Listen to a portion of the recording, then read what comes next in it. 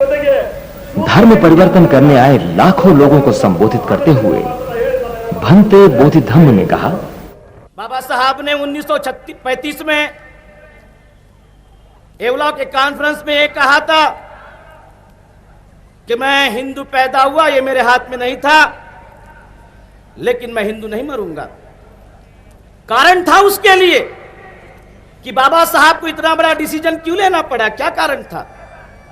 कारण यह था कि यहां का सामाजिक व्यवस्था, धार्मिक पाखंड, धार्मिकता का जो नैतिकता था, जो गिरावट, और इसी कारण इस महापुरुष को, जिसने सारी दुनिया की विद्वता को प्राप्त किया था, सारे धर्म ग्रंथों को पढ़ा था, और उसके बाद में कहा कि मैं हिंदू धर्म में पैदा हुआ लेकिन नहीं मरूंगा। जहां इंसान की इज्जत नहीं होती है, जहां इंसान के बुद्धि को बुद्धिहीन किया जाता है, जहां पर मानवता में कलह है, वैर है, भेद है, ऐसे धर्म में रह के क्या होगा, क्या मिलेगा? तो बाबा साहब ने जो 1935 में कहा था, 21 साल इस देश के उस धर्म के ठेकेदारों को विचार करने के लिए बाध्य किया, लेकिन यहां का जो धार्मिक ठेकेदार है, जो सांप्रदायिक लोग हैं, उन्होंने बाबा साहब की बात को नहीं समझा। और बाबा साहब ने 1956 को 14 अक्टूबर नागपुर की दीक्षा भूमि पर, जो नागा लोगों की भूमि है, नागपुर जो सारे हमारे भारत के जो द्रविडियन लोग हैं उनकी भूमि है, उस भूमि पर लाख लाख लोगों के साथ में धम्म की दीक्षा ली। एक शुरुआत हुई इस देश के अंदर। जो बुद्ध इस देश में पैदा हुआ, जिस बुद्ध ने इस देश को प्रेम, करुणा, मैत्री, समता, न्याय, बंधुता के अपनी वाणी से अनुग्रहित कर दिया था, जिस बुद्ध ने इस देश को सारी दुनिया में ऐसा देश बना दिया कि दुनिया का सारा लोग इस देश को नतमस्तक होता है, त्रिवार वंदन करता है, क्योंकि बुद्ध यहां पैदा हुआ था। इसलिए इस देश की गरिमा है बुद्ध के अंदर। इस देश का जो एक नाम ऊंचा है, क्योंकि भगवान बुद्ध यहां पैदा हुए थे। भगवान बुद्ध ने 2500 साल पहले यहां का जो सामाजिक और धार्मिक ढांचा था, उस ढांचे को पूर्णतः से नष्ट कर दिया। मानव के अंदर जो भेद था, उसको समूलता से नष्ट कर दिया। और भगवान बुद्ध ने कहा कि मेरा संघ कैसा है, जैसे सागर जैसा है। सागर में जो 5 मुख्य नदियां इस देश की मिल जाती है, विलीन हो जाती है, और विलीन हो जाने के बाद में उसका कोई अस्तित्व नहीं रहता है, सागर सागर होता है। भगवान बुद्ध का हृदय भी सागर जैसा था, जिस भगवान बुद्ध ने सारे समाज को अपने हृदय में समा लिया था। ब्राह्मण, वैश्य, क्षत्रिय, शूद्रों को अपने धम्म में विलीन करके एक ऐसी नई चेतना निर्माण की कि मानव के अंदर एक नया विचार पैदा हुआ, एक नई जिज्ञासा पैदा हुई, खुद के प्रति जानने की, खुद के प्रति समझने की, खुद को समझने की एक क्षमता पैदा हुई।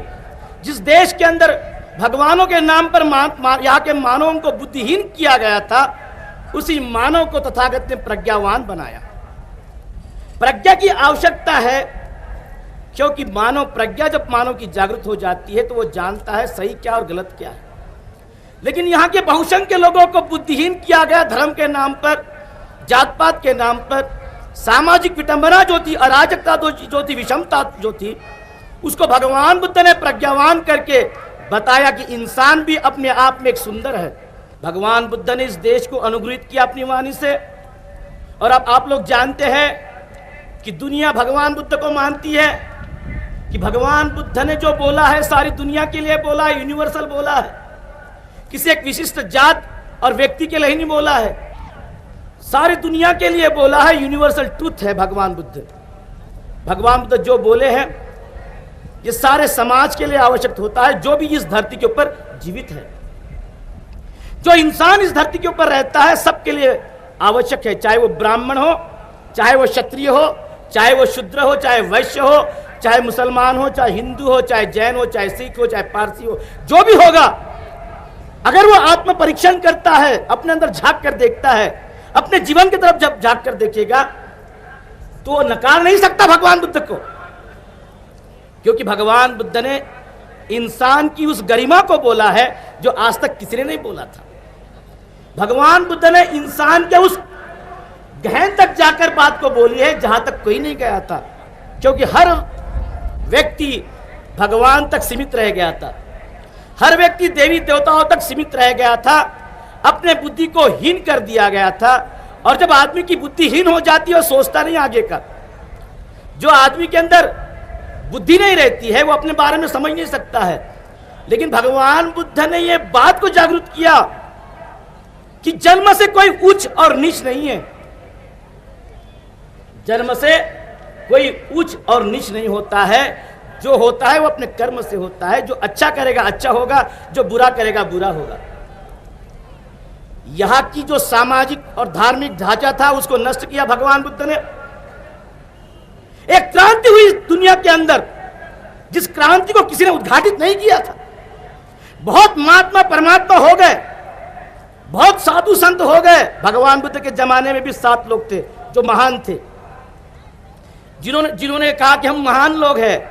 और जब भगवान बुद्ध के साथ में उनका सामना हुआ तो सब परास्त हो गए, क्योंकि उनकी जो विचार शक्ति थी वो सीमित थी। वो आदमी के स्वतंत्रता के लिए नहीं थी, आदमी का उद्धार करने के लिए नहीं थी, आदमी को लिबरेट करने के लिए नहीं थी, आदमी को बांध के रखने के लिए थी। लेकिन जब भगवान बुद्ध ने उस बात को बोला कि आप लोग सब तो बांध के रखते हो, इसको फ्री कौन करेगा, इसको सही रास्ता कौन बताएगा, तो सारे परस्त हो गए। और भगवान बुद्ध जो बोले तो दुनिया उसको मानती है, चाहे कोई भी साधु हो, कोई भी संत हो, चाहे हिंदू धर्म का हो, चाहे ब्राह्मण का हो, चाहे जैनों का हो। भगवान बुद्ध को अपने प्रवचनों में जरूर बोलता है, जो भी इंसान इस धरती के ऊपर पैदा होगा उसको पासिल आवश्यक है। अब ये दुख है, 4 आर्य सत्य है। दुख है, दुख का कारण है, दुख निरोध है, दुख निरोधागामी मार्ग है। ये 4 आर्य सत्य है। इनको भी कोई दुनिया का माई का लाल भी कह नहीं सकता कि ये झूठ है। चाहे वो मुसलमान हो, चाहे सिख हो, चाहे जैन हो, कोई भी होगा, उसमें दुख है, उसके कारण भी है, लेकिन उसका मार्ग है उनको मालूम नहीं है। उसको मार्ग हम बताएंगे कि क्या मार्ग होता है और वो मार्ग का निराकरण कैसे होगा। अब हमारे दलित भाइयों का उदाहरण ले लीजिए। ये 4 आर्य सत्य जो है हमारे दलित भाइयों के लिए बड़े लागू होते हैं। कैसे? दुख है। दुख क्या था? सामाजिक और धार्मिक ढांचा यहाँ का। हमारे लोगों का क्या कारण है? दुख क्या है कि हम अस्पृश्य थे, दलित थे, हमको निचला रखा गया। यहाँ की जो व्यवस्था थी उसके अंदर, उसका कारण यहाँ का सामाजिक व्यवस्था और धार्मिक व्यवस्था, मनुवाद। दुख क्या है? अस्पृश्य है। कारण यहाँ का सामाजिक और धार्मिक व्यवस्था, उसका निराकरण है, उसका मार्ग है। मार्ग क्या है? डॉक्टर अंबेडकर। और उस मार्ग को प्रतिपादन करने के लिए भगवान बुद्ध है। 4 आर्य सत्य जो है ये सारे दलितों के लिए लागू होते हैं। हमारा दुख है अनटचेबल, दलित, शोषित समाज। कारण यहाँ का सामाजिक व्यवस्था, यहाँ का बुआबाजी, यहाँ का धर्म का आडंबर, विषमता, सामाजिक विषमता, धार्मिक विषमता जो रचना की गई, यहाँ पर मानवीय रचना की गई, उसका आडंबर, उसकी विटंबना, और उसका मार्ग है हमारे पास में। वो बाबा साहब है और उस बाबा साहब ने हमको उस मार्ग का प्रतिपादन बताया है कि भगवान बुद्ध तुम्हारा है गुरु। आज तक दलितों का कोई धर्म ग्रंथ नहीं था। हम दलितों से पूछना चाहते जो आज बुद्धिस्ट हो गए, उनको मालूम हो जाएगा कि आपका धर्म ग्रंथ है, आज आपका धर्म गुरु है। आज जब आप दलित थे तो आपका कोई धर्म गुरु नहीं था। किसको आप बोल सकते थे कि आपका धर्म गुरु है? कौन 36 करोड़ भगवानों में कौन सा आपका था? कौन किसको आप गुरु कह सकते? राम, लक्ष्मण और कौन शिवा पार्वती आपका गुरु था? आपका धर्म ग्रंथ महाभारत, रामायण, गीता थी? किसको आप कह सकते हैं? आज आपका धर्म गुरु है भगवान बुद्ध, और आपका धर्म ग्रंथ है त्रिपिटक, अभिधम्म पिटक, सुत्त पिटक और विनय पिटक। आप लोग देखते होंगे यहाँ पर बैठे हुए लोग जो हमारे साथ में, कोई कनाडा से आया है, कोई स्विट्जरलैंड से आया है, कोई अमेरिका से आया है, बुद्धिस्ट लोग है ये। कारण क्या है? भगवान बुद्ध, इनको राम लक्ष्मण पार्वती ने यहां नहीं लाया, गौरी गणपति ने नहीं लाया, तुम्हारे 36 करोड़ भगवानों ने इनको यहां पर नहीं लाया। भगवान बुद्ध कारण है कि भगवान बुद्ध ने सारे मानव जाति को इंसानियत का मार्ग दिया है। भगवान बुद्ध मानवता का पुतला है। मानवता उसके वाणी से ओतप्रोत है। भगवान बुद्ध को भारत के कुछ अधार्मिक लोगों ने, जब समता की बात हुई, न्याय की बात हुई, इक्वालिटी की बात हुई, जस्टिस की बात हुई, तो यहाँ के जो धर्म के ठेकेदार थे उनको लगा भगवान बुद्ध को बहुत खतरनाक है, और इन लोगों ने भगवान बुद्ध को अपने कुट कारस्थान से यहां से निकाल दिया। भगवान बुद्ध को कोई निकाल नहीं सकता, ये ध्यान में रखना, ये सत्यता है। जब तक सूरज चांद है, भगवान बुद्ध जिंदा है, उसको कोई मिटा नहीं सकता, चाहे वो कोई भी हो। जब तक सूरज और चांद है, अरे चांद गर्म क्यों ना हो जाए और सूरज ठंडा क्यों ना हो जाए, भगवान बुद्ध तो भगवान बुद्ध है, उसको कोई नकार नहीं सकता। तो हम लोगों ने, हमारे भारत के बेईमान लोगों ने, जो बेईमान थे, जिन्होंने भगवान बुद्ध को निकाल दिया, अरे भगवान बुद्ध तो तिब्बत में गया, नेपाल में गया, चाइना में गया, श्रीलंका में गया, ब्रह्मदेश में गया, कोरिया में गया, जापान में गया, वियतनाम में गया, मंगोलिया में गया, कंबोडिया गया, और जापान में भी गया, अमेरिका में गया, यूरोप में गया, अब सारे तरफ जा रहा है। आपके कर्नाटक के भैरप्पा ने बोला था, अभी किसी ने खंडन किया, जो कुत्ते होते हैं वो भोंकते हैं।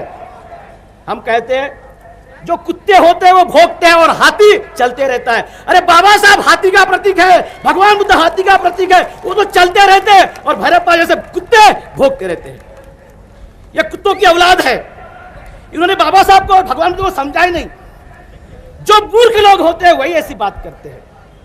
मूर्खों के साथ में बैठना नहीं चाहिए, भगवान बुद्ध ने कहा मूर्खों के साथ में बैठना नहीं चाहिए। मूर्ख मूर्ख होता है, गधा गधा होता है, घोड़ा नहीं बन सकता है। और आप लोग जानते हैं घोड़ों की शरीयत होती है, गधों की नहीं होती है, क्योंकि गधा गधा होता है, उसको क्या मालूम वो क्या है।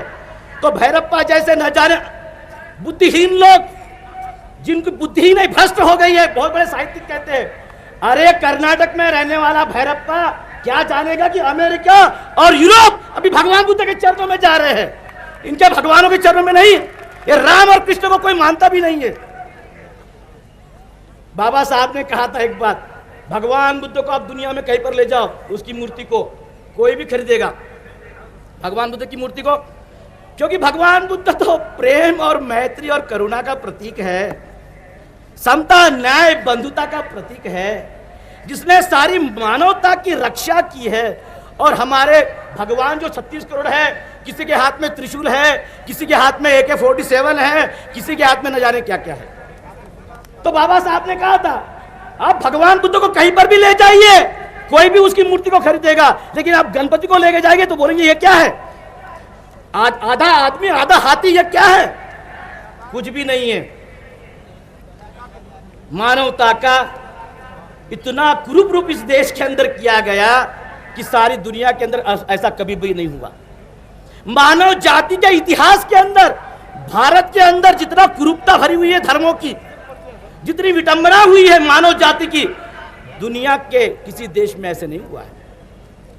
भगवान बुद्ध ने इंसानियत की बात कही है, प्रज्ञा, जानकार बनो, प्रज्ञावान बनो, जानकार बनो, जानो क्या सही क्या गलत है। करुणा, प्रेम करो एक में से, सबसे प्रेम करो, किसी से वैर मत। वैर से वैर शांत नहीं होता है, अवैर से वैर शांत होता है। धम्मपद में कहा गया 6वीं गाथा में कि दुश्मनी से दुश्मनी शांत नहीं होती है, दोस्ती से ही दुश्मनी शांत हो सकती है। भगवान बुद्ध ने जो बोला है अपने अनुभव से बोला है। भगवान बुद्ध कोई किताब लेके नहीं बोला है, अपने अनुभव के द्वारा बोला है, और जो जो बोला है वो सत्यता बोला है, कोई झूठ नहीं बोला है। और इसलिए भगवान बुद्ध को बहुत कॉन्फिडेंस था कि भगवान बुद्ध ने क्या बोला, आप मेरे धर्म को पहले से पढ़िए, मध्य में पढ़िए और पीछे से पढ़िए, कहां पर भी उसको खोल के देखिए। और खोल के देखने के बाद में क्या मिलता है, तो सत्यता ही सत्यता मिलती है। भारत के इतिहास के अंदर जो 1956 को एक क्रांति हुई, बाबा साहब ने सारे दलितों को कहा कि हे मेरे भाइयों, अरे राम ने शूर्पणखा का नाक काट दिया, छाती काट दी और हमारे शंभुक का वध किया। ये कृष्ण द्रौपदी को बहुत साड़ियां देता है, लेकिन दलित लोगों को साड़ियां नहीं देता, औरतों को साड़ियां नहीं देता है। ये तो ऊपर में अब जाके बैठ जाता और नंगी औरतों को देखता था। कोई भगवान हो सकता है क्या? अरे ऐसे भगवानों को अगर कोर्ट में खींचते सारे को सारे फांसी हो जाएगी ना। अगर आज के हमारे संविधान के द्वारा सारे भगवानों को, इनके 36 करोड़ भगवानों को अगर हम कोर्ट में खींचते तो सारे को सारे फांसी हो जाएगी। ये एक भी नहीं बच सकता, क्योंकि इन्होंने ऐसे घिनौने काम किए। भगवान किसको बोलते हैं? भगवान का अर्थ मालूम है क्या इन लोगों को? जिस व्यक्ति ने अपने मन के अंदर जो विकार है उसको जीत लिया, जिसने भग्न कर दिया, जिसने सारी सत्यता को जान के अपने जीवन के स्तर को ऊंचा किया, उसको भगवान बोलते हैं। यहां भगवान की भाषा अलग है। भगवान को क्या बोलते हैं? 4 हाथ, 8 हाथ, 12 वेपन्स, ये भगवान की कल्पना यहां पर कही गई है। ऐसे भगवान डरावने होते हैं। भगवान बुद्ध बेचारा बैठता है ध्यान करते हुए, और इनके भगवान मुंह फाड़ते हैं तो हाथों में त्रिशूल रहते हैं, न जाने क्या क्या करते हैं। जो भगवान होता है उसको डर किस बात का? जो जानता है उसको डर किस बात का? लेकिन डरे हुए भगवान हाथ में तलवार और भाले रखेंगे ही रखेंगे। हमारा बुद्ध प्रेम का प्रतीक है, शांति का प्रतीक है, करुणा का प्रतीक है। उसको किसी वेपन की आवश्यकता नहीं है, उसकी वाणी ही उसके लिए काफी है। वो जब अपने मुंह को खोलता है तो अंगुलीमाल को अहम करता है। भगवान बुद्ध जब अपनी मुंह को, अपनी वाणी को खोलता है तो अंगुलीमाल जैसे हत्यारों को अनंत करता है। और इस देश के भगवान जब मुंह ही नहीं खोल सकते तो अपने हाथों को दिखाते हैं। तो यहां पर ऐसे हो रहा है। अभी कैसे हो रहा है? किसी के हाथ में त्रिशूल तो किसी के हाथ में AK-47।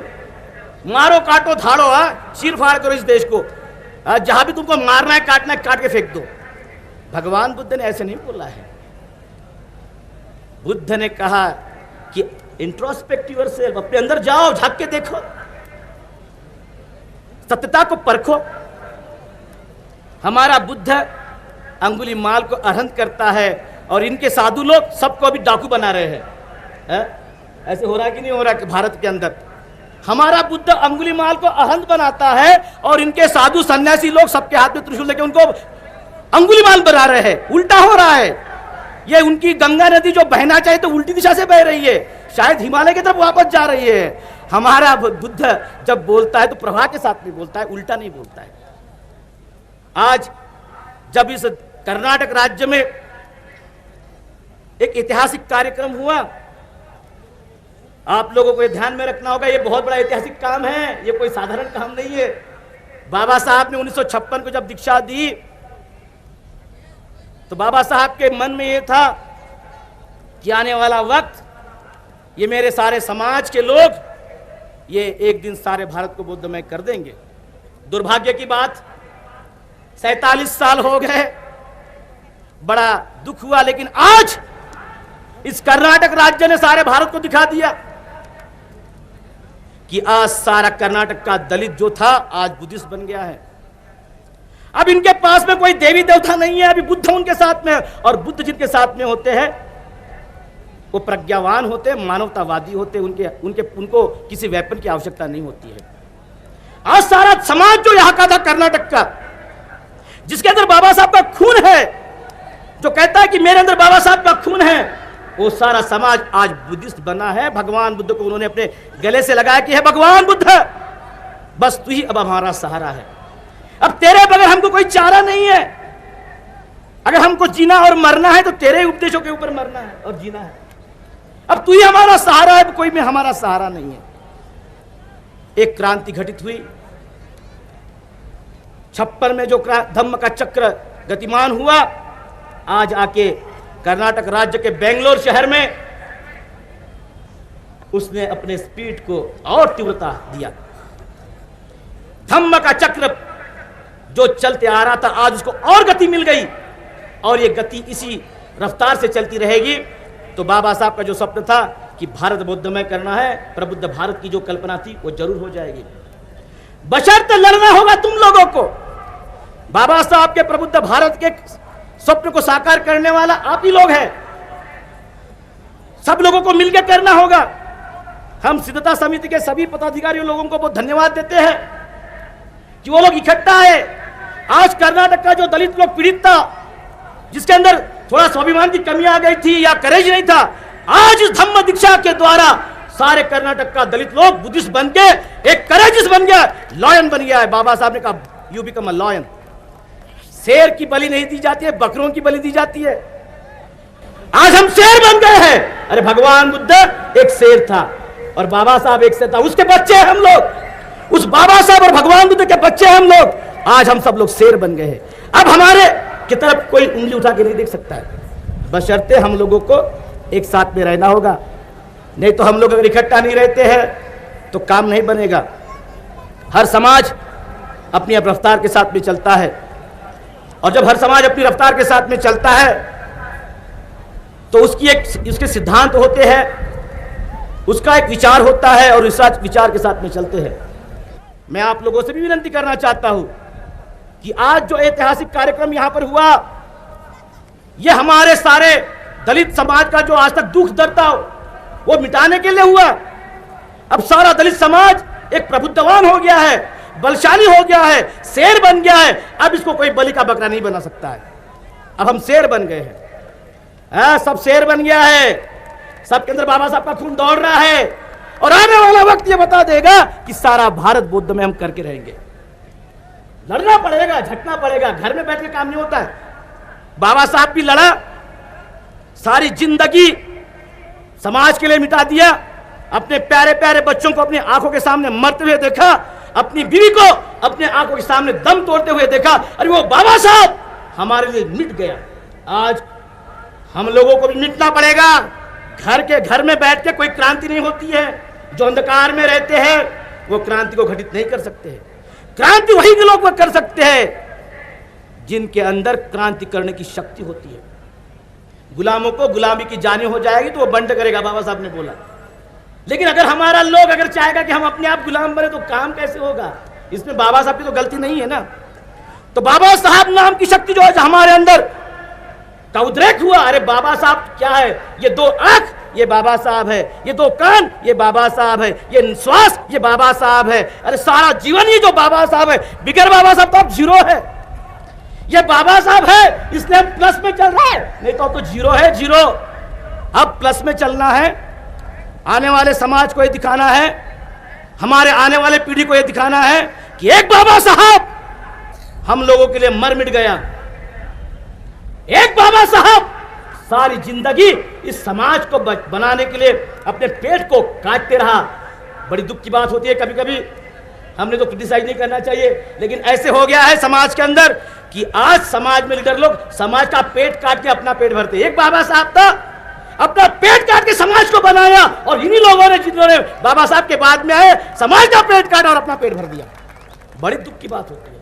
लेकिन आज इस धम्म दीक्षा को साक्षी रखकर, इस बाबा साहब की और भगवान बुद्ध की फोटो को साक्षी रखकर आपको कहना होगा, हे बाबा साहब 47 साल तक हमने गलती की, माफ कर देना। हमने बहुत भूल करके रख दिया था। तेरे नाम पर तो हमने खाया पिया, 3 वक्त की रोटी मिलती है, अच्छा घर मिल गया है, अच्छा कपड़ा मिल गया है, हर कुछ अच्छा हो गया है।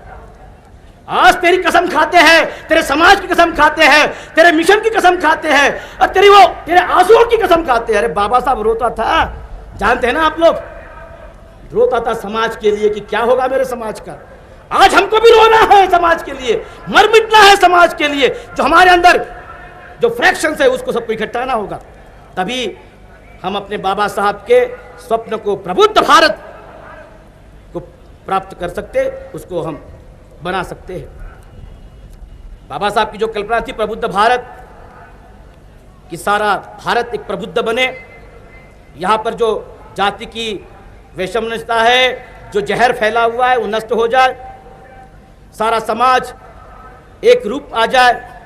और इसलिए संविधान के प्रियम्बल में लिखा कि न्याय, बंधुता, एकता और भ्रातृत्व, justice, liberty, fraternity and equality. ये तो भगवान बुद्ध 2500 साल पहले बोले उसी बात को बाबा साहब ने कायदे से बांध दिया। आप लोग जानते हैं कि नहीं जानते, मुझको नहीं मालूम। जापान की जब पहला संविधान बना, जापान का पहला संविधान 500 शताब्दी में, 5वीं शताब्दी में, तो उनका संविधान का पहला आर्टिकल क्या था? हम जापान के लोग बुद्ध धम्म और संघ के शरण में जाते हैं। पहला आर्टिकल, हम जापान के लोग, ये राजा ने लिखा कि हम जापान के लोग बुद्ध धम्म और संघ की शरण में जाते, पहला आर्टिकल। दूसरा आर्टिकल क्या था? इस जापान को चलाने के लिए प्रेम, मैत्री, करुणा, समता, न्याय, बंधुता की आवश्यकता है। ये भगवान बुद्ध को हम साक्षी रखकर इसको मानते हैं। ये दूसरा आर्टिकल वहां का। और तीसरा आर्टिकल क्या है कि भगवान बुद्ध ही हमारे देश का प्राणवायु है, प्राणवायु है हमारे देश का। ये वहां का संविधान बोलता है। आज हम बाबा साहब के खून के लोग हैं हम लोग। अरे उस बाबा साहब ने इतना परिश्रम करने के बाद में जाना कि बुद्ध का रास्ता ही सही रास्ता है, दूसरे रास्ते तो भटका देंगे हमको। क्योंकि बुद्ध ही एक रास्ता है जो मानव के अंदर, मानव के जीवन के अंदर क्रांति घटित करता है। बुद्ध जीवन के अंदर क्रांति घटित करने का मार्ग है। आदमी को मंदिर में जाके घंटी बजाने का मार्ग नहीं है। तो आप लोगों से भी मैं विनती करूंगा कि आप लोगों भी घंटी मत बजाना और टीके मत लगाना, नहीं तो कोई जाएगा यल्लम्मा, दुर्गव्वा, लखवा और इधर उधर भटकना मत। अब नहीं तो आप लोग बाबा साहब को धोखा देंगे। 22 प्रतिज्ञा आपने पढ़ लिया आज, नहीं तो इधर 22 प्रतिज्ञा पढ़ा और उधर जाके फिर वही काम करना चालू कर दिया तो अच्छा नहीं होगा। गलत है। तो बाबा साहब को हम साक्षी रखते हैं कि हे बाबा साहब, 47 साल तक हमसे भूल चूक हो गई, माफ कर देना। ये 2003 14 अक्टूबर, तूने भी 14 अक्टूबर 1956 को अरे नागपुर की दीक्षा में प्रतिज्ञा किया था कि सारे भारत को बौद्धमय कर देंगे। यहां पर जो भी बौद्ध लोग आज जमा हुए, हम प्रतिज्ञा करते हैं 14 अक्टूबर 2003 को कि सारे भारत को हम बौद्धमय कर देंगे। हमको सबको इकट्ठा होकर काम करना होगा, सबको एकत्र आना होगा। देखो कितनी बड़ी उपलब्धि है कि सारे संस्थाएं जो है हमारे दलित ऑर्गेनाइजेशंस है, SC ST एम्प्लॉयज है और जितने भी लोग हैं हमारे इकट्ठा आए धम्म के नाम पर। ये बहुत बड़ी उपलब्धि है कर्नाटक के लिए। इसको आपने ऐसे नहीं सोचना ये कह रहे ये तो आज के लिए कार्यक्रम है ना, ऐसा नहीं है। ये आने वाले पीढ़ी का कार्यक्रम है, आने वाले समाज का कार्यक्रम है, आने वाले नए समाज का कार्यक्रम है और आने वाले इस भारत का कार्यक्रम है। लोग कहते हैं राम राज्य, हमने कहा राम राज्य से काम नहीं होगा, भीम राज्य चाहिए, भीम राज्य। ये राम राज्य से काम नहीं होगा। तुम्हारा राम तो मर्यादा पुरुषोत्तम कहा है, अरे हमारा भीम मर्यादा पुरुषोत्तम है। हमारे भीम ने तो तुम्हारे देश को बचाया है और तुम ही लोग हो कि अपने देश को है भारत मेरा महान। भारत महान बोलने से नहीं होगा, महान करना पड़ेगा ना।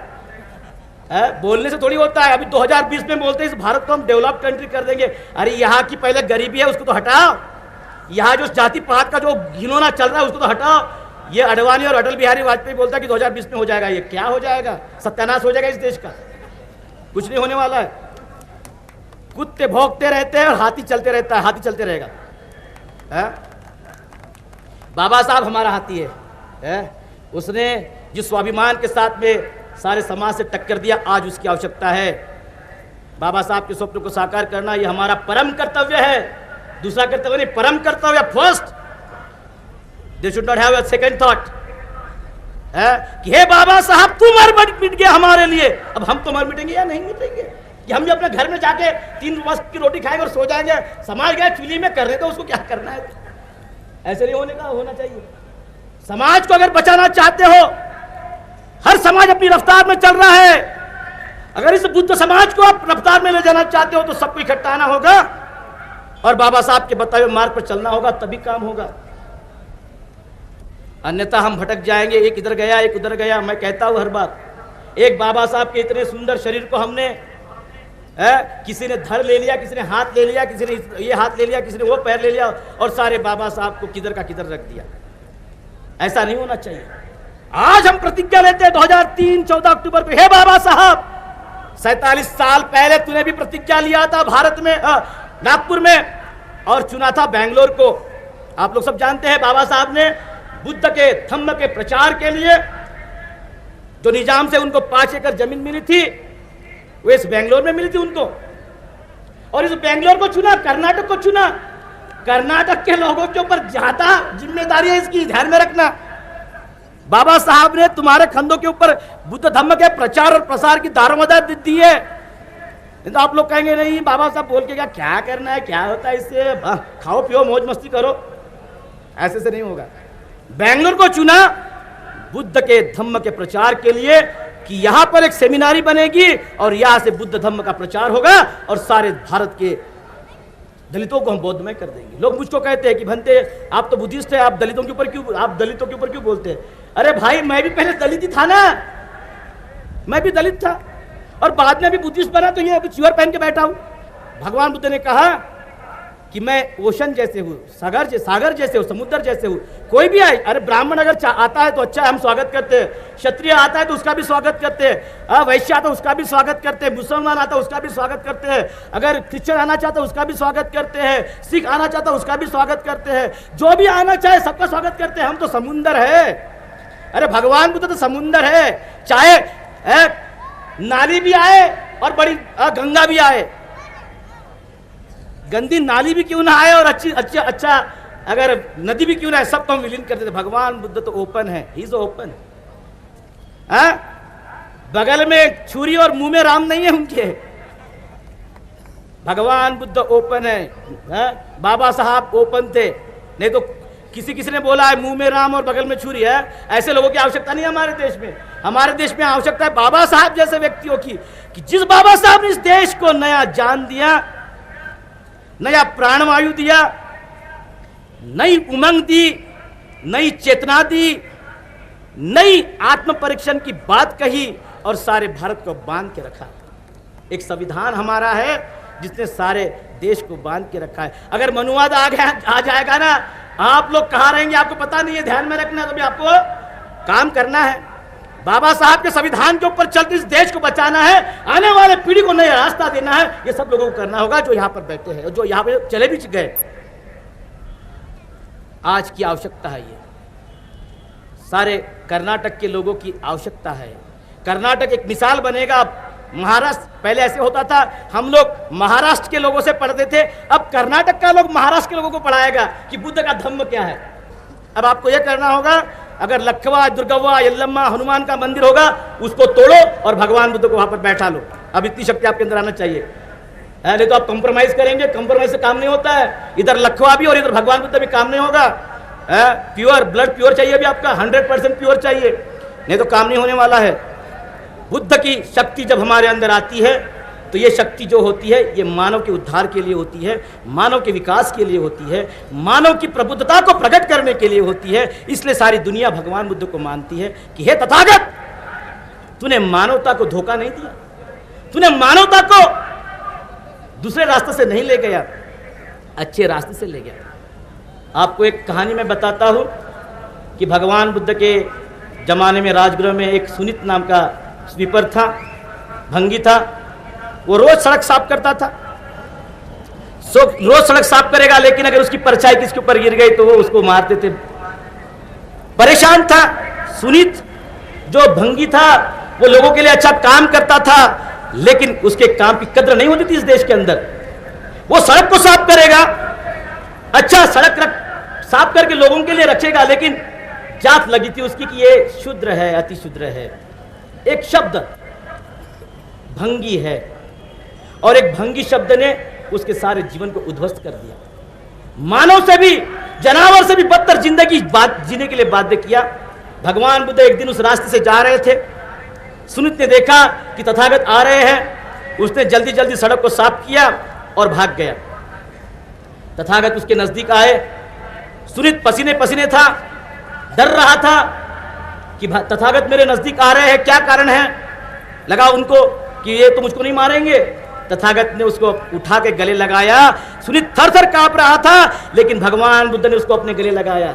यहाँ के ब्राह्मणों ने सुनित को गले नहीं लगाया, भगवान बुद्ध ने उसको गले लगा के कहा कि हे सुनित, तू भी इंसान है, तू भी अपने मां के पेट से पैदा हुआ है, तू भी इस जीवन का अर्थ समझ सकता है, तू भी अपने जीवन को उच्चतम कर सकता है। भगवान बुद्ध ने मानवता की जो व्याख्या की है कितनी सुंदर है। लेकिन अगर दूसरे लोग अगर उसकी व्याख्या विरोध में करेंगे तो क्या कर सकते हैं हम लोग भी। आज दुनिया को दो चीजें हैं, बुद्ध या युद्ध। अभी पाकिस्तान और भारत में चल रहा है, इधर एटम बम उधर एटम बम, उधर हाइड्रोजन बनेगा उधर हाइड्रोजन बनेगा, इधर ये बनेगा उधर वो बनेगा। सारा ब्राह्मणवाद आज ऐसे कर रहा है कि पता ही नहीं चल रहा क्या होगा इस देश का। अब बुद्ध की आवश्यकता है, बुद्ध या युद्ध, क्या चाहिए तुमको? अगर बुद्ध को भूल के बैठ गए ना तो आने वाला वक्त एटम बम डाल के चला जाएगा यहाँ पर, और ये अटल बिहारी वाजपेयी देखते रह जाएगा, बोलेगा क्या हो गया, सत्यानाश हो गया, और ये भी नहीं रहेगा वो बोलने के लिए भी जिंदा रहता है नहीं रहता। समाज को आज आवश्यकता है नए विचार की, प्रबुद्ध भारत की, जहां प्रेम मैत्री करुणा होगी, भयानकता नहीं होगी, भय नहीं होगा, डर नहीं होगा, असंतोष नहीं होगा, दुराचार नहीं होगा, सदाचार होगा, प्रेम होगा, करुणा होगी, मैत्री होगी, उसकी आवश्यकता है। बम बनाने से इस देश की भलाई नहीं होने वाली है। इस देश के अंदर आप कितने हजार एटम बम बना लीजिए, लेकिन गरीब गरीब ही रहेगा, भूखा भूखा ही रहेगा। एटम बम से पेट भरता ना तो बाबा साहब भी पार्लियामेंट में बोलता संविधान की आवश्यकता नहीं, हम सब लोग मिलकर एटम बम ही बनाते हैं, वही खाएंगे, मस्त मोटे हो जाएंगे। लेकिन ऐसे होता ही नहीं है। होता है क्या? नहीं होता है। विचारों की आवश्यकता होती है, बुद्धिजीवता की आवश्यकता होती है, बुद्धिमत्ता की आवश्यकता होती है, अच्छे विचारों की आवश्यकता होती है, एक नए मन की आवश्यकता होती है जो परिवर्तित करेगा वो दुराचार को सदाचार में। भगवान बुद्ध अज्ञानता से ज्ञानता की ओर जाने का रास्ता है। भगवान बुद्ध अंधकार से प्रकाश की ओर जाने का रास्ता है। भगवान बुद्ध दुराचार से सदाचार की ओर जाने का रास्ता है। भगवान बुद्ध अविचार से वैचारिक की तरफ जाने का रास्ता है। भगवान बुद्ध मानव जाति के उत्कर्ष का रास्ता है। तो आज बुद्ध या युद्ध, क्या चाहिए? सब दुनिया बोलती है कि बुद्ध चाहिए। हमने कहा था अफगानिस्तान के तालिबान को, आपने हमारे भगवान बुद्ध को तो उड़ा दिया बम लगा के। पत्थर को आप उड़ा सकते हैं बम लगा के, उसकी सत्यता को तो आप नष्ट नहीं कर सकते ना। तो तालिबान की जो हालत हुई, ऐसी हालत सबकी होगी जो भगवान बुद्ध के खिलाफ में जाते हैं। जो सत्यता के खिलाफ में जाएंगे उसकी हालत वैसी होगी जैसे तालिबान की हुई। तो इन लोगों ने सोचना चाहिए, चाहे वो ब्राह्मणवाद हो चाहे मनुवाद हो, और यहाँ के जितने भी पंडित है, मौलवी है, जो भी है, इस देश को नई विचार की आवश्यकता है, प्रबुद्ध भारत की आवश्यकता है। ब्राह्मण भारत नहीं, क्षत्रिय भारत नहीं, वैश्य भारत नहीं, शूद्र भारत नहीं। ब्राह्मण को अपना ब्राह्मणवाद भूलना होगा, क्षत्रिय को अपना क्षत्रियवाद भूलना होगा, वैश्य को अपना वैश्यवाद भूलना होगा, और शूद्र को अपना शूद्रवाद भूलना होगा। तब जाके प्रबुद्ध भारत बन सकता है। और उसी प्रबुद्ध भारत की आज आवश्यकता हमको है। बाबा साहब ने इस देश को, बुद्ध को लाकर फिर इस देश के ऊपर उपकार किया। पहला उपकार क्या किया? संविधान लिखकर। पहला उपकार बाबा साहब ने किया संविधान लिखकर, और दूसरा उपकार किया भगवान बुद्ध को लाकर। बहुत बड़ा उपकार किया इस देश के ऊपर। बाबा साहब के उपकार को ये फेर ही नहीं सकता इस देश। तो हम लोग भी बड़े पुण्यवान हैं कि बाबा साहब हमारे कौम में पैदा हुआ, ब्राह्मणों में पैदा नहीं हुआ। तो हम धन्यवाद देते बाबा साहब को कि बाबा साहब तू हमारे कौम में पैदा हुआ, आज तूने हमको इंसान बना दिया। छाती खोल के तान के हम बात कर सकते हैं, अपनी वाचा को प्रकट कर सकते हैं, हम अपने जीवन का भला और बुरा समझ सकते हैं। अरे तू तो हमारे प्राण का ज्योत है, तूने हमको तो इंसान बना दिया। आज मैं सभी यहाँ हमारे जो लोग हैं उनसे हम विनंती करेंगे कि सोने का वक्त नहीं है, ये जागने का वक्त है। ये जागने का वक्त आ गया है। अगर सो के रह जाएंगे तो बड़ा मुश्किल हो सकता है। हमारे साथ में जो बाबा साहब की शक्ति है, ये एक उद्रेक है, इसको कोई थाम नहीं सकता है। एक बाबा साहब लड़ा और आज हम करोड़ों लोग हैं जिसके अंदर बाबा साहब की शक्ति है। प्रज्ञावान लोग हैं, पढ़े लिखे हैं, डॉक्टर इंजीनियर है, एमएलए एमपी है, प्रोफेसर है कॉलेज के, न जाने अनगिनत लोग हैं चारों तरफ। एक बाबा साहब ने करोड़ों लोगों की जान बचाई, शिक्षित किया, कहा कि शिक्षा लो, तो आज उसकी आवश्यकता है कि सारे कर्नाटक के लोग को एक मिसाल खड़ी करनी होगी अभी, और सारे भारत के लोगों को बताना होगा, जो भी दलित आज शोषित है, पीड़ित है, उनको बताना होगा कि हम लोग हैं आपके लिए। ये कर्नाटक का सारा समाज जो बुद्धिस्ट है, जो आज बना है, ये सारे भारत को रिप्रेजेंट करेगा और सारे बौद्धों के प्रश्न को हल करेगा, और आने वाले समय में ये सारे भारत को बौद्धमय कर देगा।